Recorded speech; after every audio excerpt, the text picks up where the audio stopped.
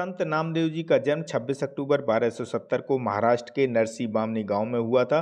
कुछ लोग उनका जन्म स्थान पंढरपुर मानते हैं। उनके पिता दर्जी थे और भगवान विट्ठल के उपासक थे। वे बड़े नियम से भगवान विट्ठल के श्री विग्रह का भोग, पूजा, आरती करते थे। जब नामदेव जी 5 वर्ष के थे तो उनके पिता को किसी काम से बाहर जाना पड़ा। उन्होंने भगवान विट्ठल के विग्रह को भोग लगाने का काम बालक नामदेव को सौंप दिया।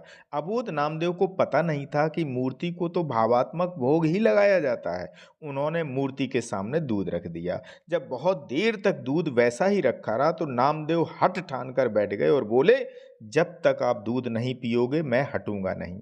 जब आप पिताजी के हाथ से रोज पीते हैं तो आज क्या है? कहते हैं कि बालक की हठ देखकर विट्ठल भगवान प्रकट हुए और दूध पी लिया। संत ज्ञानदेव और मुक्ताबाई के सानिध्य में नामदेव जी सगुण भक्ति से निर्गुण भक्ति में प्रवृत्त हुए और योग मार्ग के पथिक बने। निर्गुण के उपासक होने के कारण नामदेव जी ने अपने काव्य में मूर्ति पूजा, कर्मकांड, जाति भेद, चमत्कार और आदि से दूर रहने की बात की। उन्होंने कई स्थानों का भ्रमण किया, लेकिन अंत में वो अपने प्रिय स्थान पंढरपुर आ गए और वहीं 80 वर्ष की अवस्था में 3 जुलाई 1350 को समाधि ले ली। धन्यवाद।